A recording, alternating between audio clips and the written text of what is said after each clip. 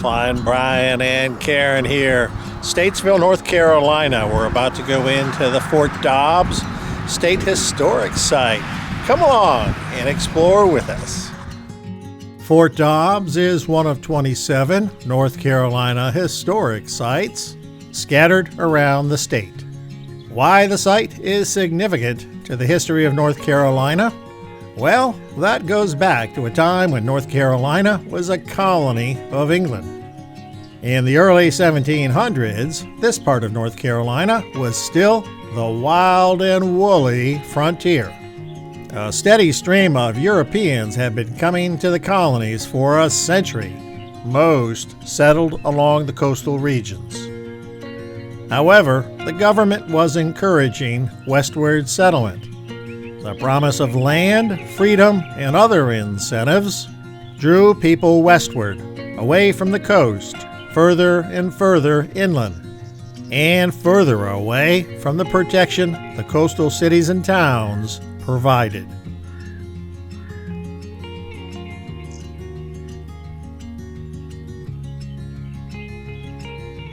Here's what looks to be a fence lizard minus a tail, which means he's been through some sort of traumatic ordeal.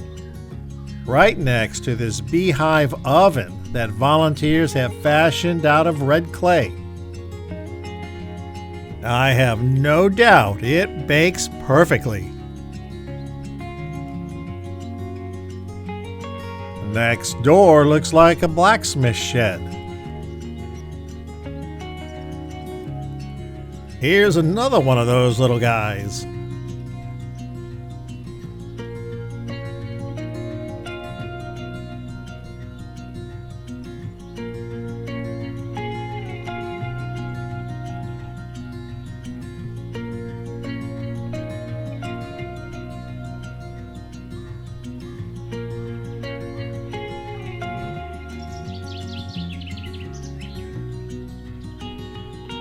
I'm thinking this is a sort of carpenter's shop.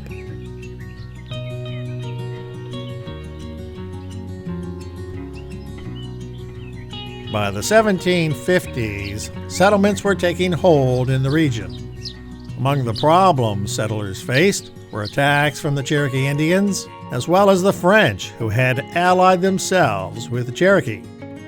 Being so far from the seat of government, it took troops weeks, sometimes months, to react. Finally, in 1755, the Colonial Governor, Fort Dobbs, authorized the building of a fort to protect the citizens in this remote frontier area. A site was chosen halfway between the border of Virginia and South Carolina, and the fort was built. Completed in 1756, it was named in honor of Governor Dobbs. Typically garrisoned with around 50 soldiers, it provided the needed protection to the frontiersmen, served as a meeting place, and projected the authority of the crown in this remote area of the colony. The log cabin is the current visitor center, with this site marker that was erected in 1910 by the Daughters of the American Revolution.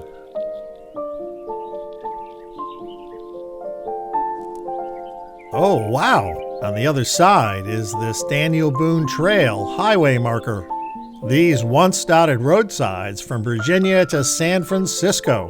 The vast majority have disappeared, but here's one right here. Let's see what's inside the visitor center. This is a Dutch-made flintlock musket dating from the 1730s and is a good example of what the soldiers of the day would have been issued.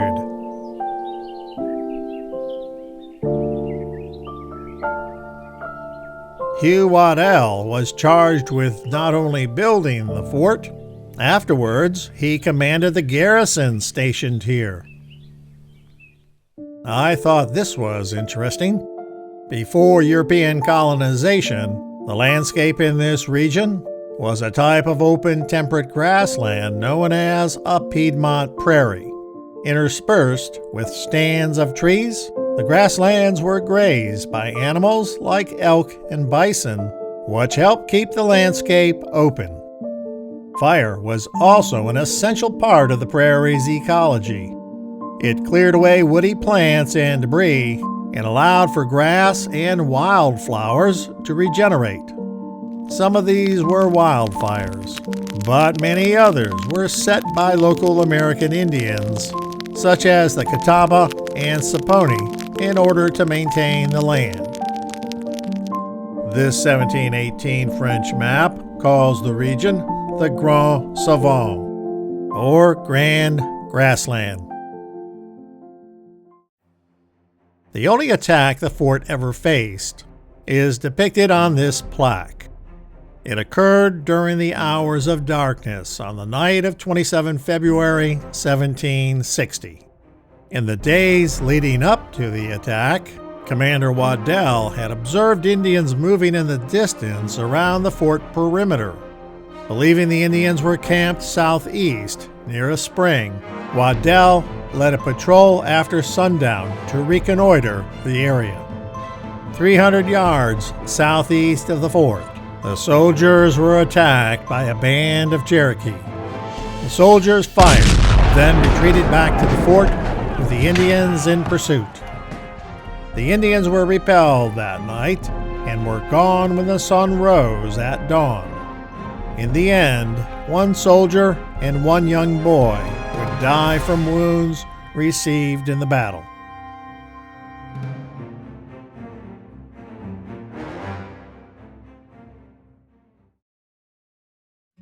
What you see today is a replica, built in 2019 based on site excavations and documentation that survived from the era.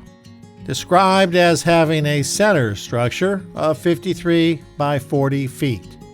At opposite corners, flanker buildings of 24 by 22 feet. It was to be 24.5 feet high with 3 floors. Walls were made of thick oak logs, 16 inches thick on the bottom floor and 6 inches on the top floor. It was to have enough gun loops so that 100 muskets could be brought to bear from any floor.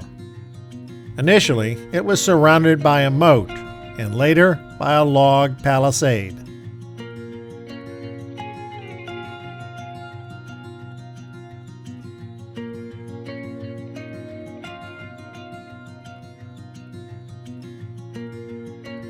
This part of the ground floor was for storage.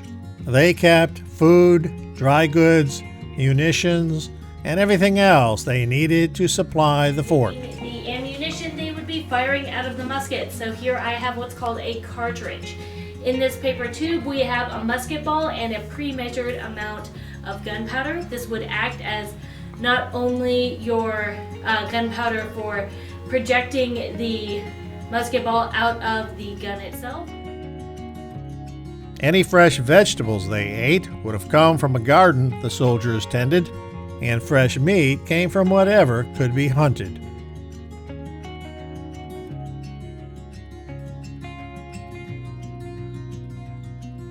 They even had a well in the corner of one of the flanker buildings. On the opposite side of the ground floor were quarters for the troops. And with 2 soldiers per bed, this could easily accommodate 12 troops. This is where they likely ate their meals and socialized with each other. Looks like plenty of room for 2 soldiers to sleep, provided they get along with each other.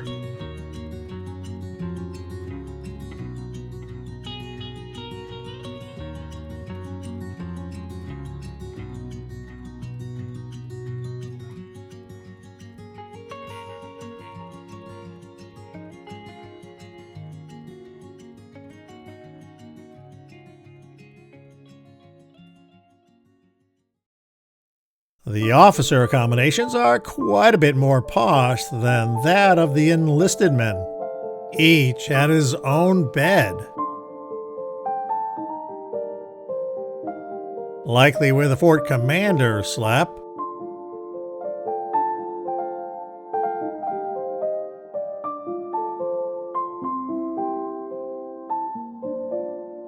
And, of course, separate eating quarters.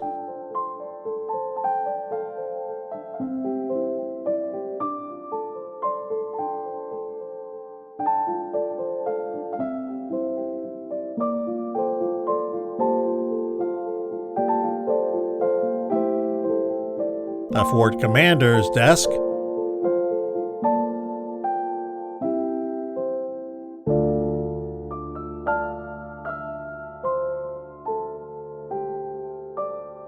Here's a swivel cannon mounted in the upper floor window. This would ruin an attacker's day. Packed with musket balls, buckshot, nails, and anything else that could wound or maim. These were excellent close-in defense weapons. 5 years after it had been completed, the fort had served its purpose. In 1761, the troops packed up, leaving the structure abandoned. Nearby settlers helped themselves to the timber and other usable parts of the structure. By 1766, the fort was a ruin. Within a decade, Mother Nature had completely reclaimed what was left.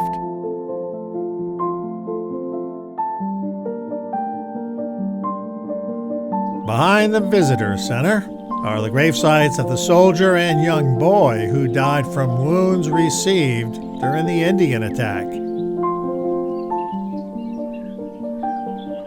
The names of who have forever been lost to the fog of time. Here's a corral area for holding the garrison's horses. Looking at the site today, it's a bit hard to imagine what the area looked like nearly 300 years ago. No roads, no power lines, no cell towers, just the gentle, peaceful sounds of native birds and animals, the periodic trill of a cicada on a warm afternoon, the occasional rustling of the trees as a soft breeze drifts its way across the grasslands of the Piedmont.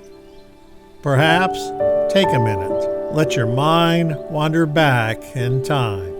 Block out the sounds of today and try to imagine you're just relaxing, taking in a warm, sunny afternoon outside the fort in 1760.